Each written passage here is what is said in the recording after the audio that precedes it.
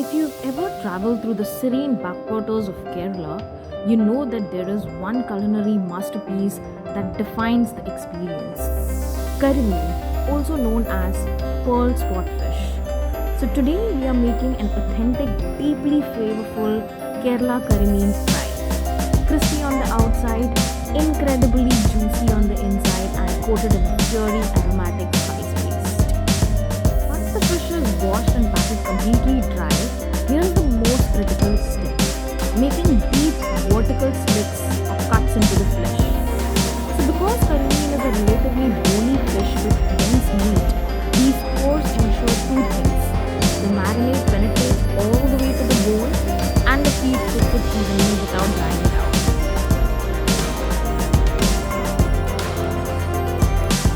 And here you go, it's almost done. Do you see the slits? Now for the marination, add 1 teaspoon salt, half teaspoon turmeric powder, 1 tablespoon chili powder, 1 teaspoon ginger paste, and 1 teaspoon garlic paste,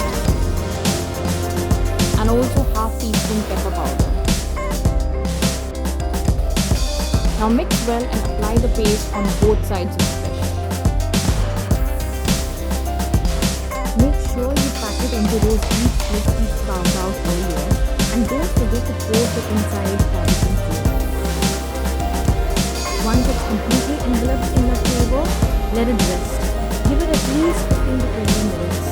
The resting time allows the proteins to absorb the salt and spices, which keeps the fish incredibly succulent when it hits the hot pan. Keep the pan on medium high. You must use pure aromatic coconut oil. For a true taste of Kerala, there is zero room for compromise. Now slide the karimeen in gently. Let it simmer undisturbed on medium heat for about 4 to 5 minutes. I would say don't rush to flip it or you'll rip that beautiful skin right off. Lower the heat slightly and let the other side cook for another 4 minutes.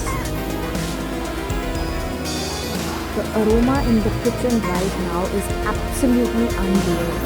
The coconut oil blending with the toasted spices, oh my god, it's just surreal.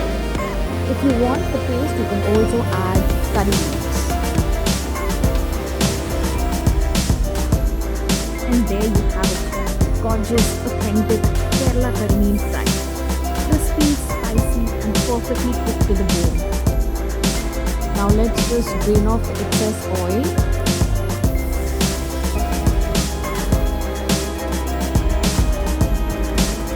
Serve it hot with some sliced red onions and a squeeze of fresh lime.